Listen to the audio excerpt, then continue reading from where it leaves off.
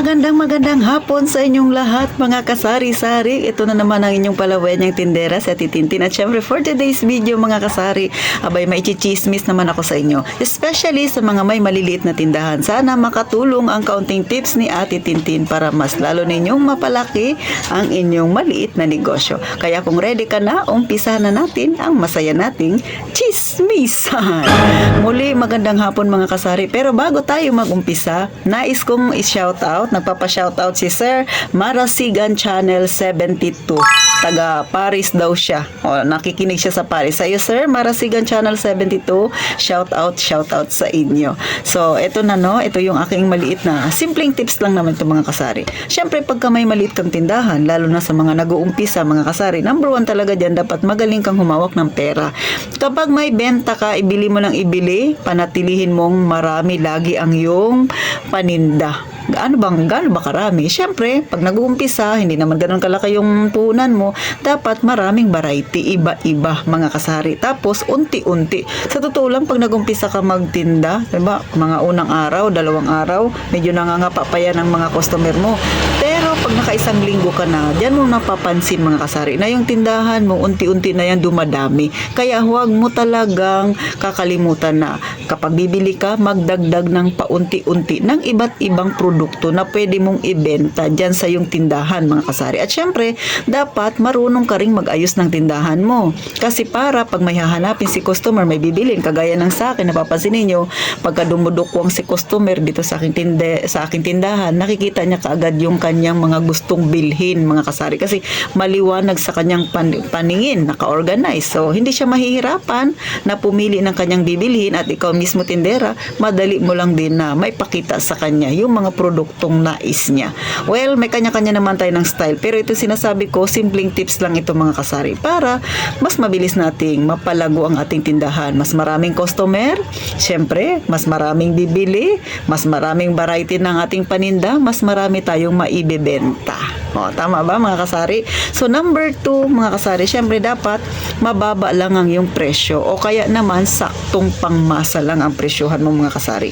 Huwag din yung sobrang baba kasi nga baka wala ka nang kitain, baka lugi yan ang mangyayari sa'yo. Dapat nasa tama lang talaga yung ating presyohan. So, bakit ko nasabi mga kasari? Katulad sa akin, no, may nangyari dito nung nakaraang araw lang. Hindi ko alam kung nangyari na rin ito sa inyo. Kayo ba, may naging customer na ba kayo na hindi nyo naman talaga siya customer talagang matatawag na regular customer, kundi yung padaan-daan lang, bumibili sa kabilang tindahan, bumibili rin sa'yo. Pero pagka bibili siya sa'yo, lagi siyang may comment. Lagi siyang may issue. Hindi ko alam ba't may mga ganong customer. No? Kada bili, may sasabihin siya. Parang kada bili niya sa'yo, may sisitahin siya sa yung tindahan. May ganyan ba kayong customer? Kasi sa akin, meron nangyari yan sa akin mga kasari. So, ito na nga, sabi niya sa akin noong nakaraan, te, wala ka bang kasama sa tindahan? Dapat kasi, pag nagbebenta ka ng tubig, dapat meron kang tagabuhat. O, yun ang gusto niyang mangyari. Ang sabi ko sa kanya, ano bang klaseng tagabuhat, mga kasari? Na kanyang tinutukoy, no? Sabi niya, kasi, pag bibili ako ng tubig, sabi niya, dapat may tagasalin. So, gusto ko lang linawin, yung tubig dito sa amin mga kasari, yung bilihanan ng tubig na pang-inom, medyo malayo sa kanto pa yun. So, dito sa aking tindahan, may nagdi-deliver ng tubig. So, yung labanan namin dito, per galon. So, dito sa aking tindahan, nasanay na yung mga customer ko, lalo pag mga lalaki, sila na yung mismo nagsasalin. Pagka babae, at sa tingin ko, hindi naman kaya, so ako yung nagsasalin. Pero dahil lalaki nga siya, yun ang kanyang comment. Sabi ko sa kanya, alam mo, kung ayaw mo bumili sa aking tindahan, hindi kita pinipilit. Baka nabibigatan kang magsalin. Sabi ko sa kanya ng ganun. Kasi nga, dapat palalampasin ko na lang yung comment niya o kaya naman sasagutin ko siya ng maayos. Ang problema, kada bili niya sa akin, may issue talaga siyang binibitawan. So, hindi na ako nakatiis. Alam niyo mga kasari, minsan kahit gaano kahaba yung pasensya natin, sumasagad talaga dahil sa mga ganitong klaseng customer. Yung lahat na lang napapansin niya, no. Sabi ko sa kanya, kukuha pa ba ako ng tagasali ng tubig? Yan liit-liit lang na aking tindahan. Ano bang tingin mo sa tindahan ko? Grocery store. So, pero yung pagsagot ko sa kanya, dinaan ko siya sa pabiro.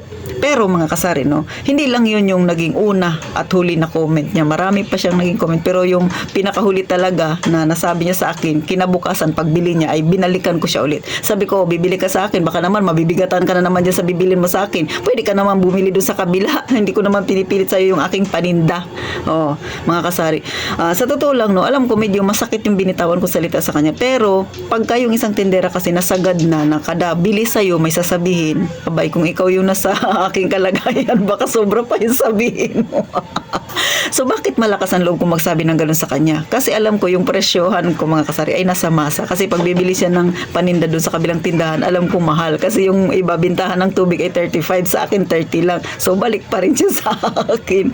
So, alam nyo ba yun? Nagigits nyo ba yung ibig kong sabihin? Na pagka nasa tama yung presyohan ninyo, nasa masa lang talaga yung presyohan ninyo, pagka yung customer, may kino-comment siya sa'yo at sinagot mo siya ng ganun, na real talk lang, hindi yan iimik. Kasi alam niya, mali siya, mga kasari, no? So, nasa sa kanya kung ayaw niya bumalik. Pero bumili pa rin siya sa akin. Hanggang ngayon, bumibili pa rin siya sa akin. So, yun yung ibig sabihin na titintin. Kung tama ka, abay, ipaglaban mo. Hindi porke maliit yung tindahan mo, apak-apakan ka na lang niya, makakomment siya sa iyo, di ba? So, ito naman, na-share ko lang sa inyo, na na-voice out ko lang sa inyo yung mga bagay-bagay na nangyayari sa ating tindahan na minsan hindi natin maiwasan, mga kasari. Pero kayo, kung sa inyo mangyari, ano sasabihin niyo? Ay, nasa sa inyo yan. Pero sa titintin, abay, hindi ako pwedeng ganun-ganunin ng customer ko, mga kasari. Kasi alam ko, nasa tama ako. At saka, hindi lang yan isang beses niyang ginawa. Marami na pinagpapasensyahan ko siya. Kaya lang, sumobra na talaga. So, syempre, pinakahuli, mga kasari, syempre, no, huwag ka basta-basta maniniwala sa iyong customer. Pagka may customer na lumalapit sa iyo, sasabihin yung kay na tindahan na ganito, ganyan yung presyo, mga kasari, huwag ka basta-basta maniniwala. So, marami kang mga kasalamuhan na iba't ibang uri at pag-uugali ng customer. Isa lang masasabi ko, lahat ng sinasabi niya, tanguan mo lang. Huwag kang magko-comment, huwag ka rin basta-basta maniniwala. Totoo man o hindi sinasabi niya, no comment ka na lang, mga kasari. Kasi ang mahalaga sa atin ay yung tayo'y nagbebenta. Maging maayos yung ating relasyon sa ating customer. Pero huwag ka rin paaapak. Hindi pwede yung palibasa, naghahangad ka ng malaking benta, tapos gaganunin ka ng customer mo, may kung ano-ano sasabihin niya sa'yo, tatanggapin mo na lang. Abay, hindi, mga kasari. Kasi pare-parehas lang tayong may damdamin.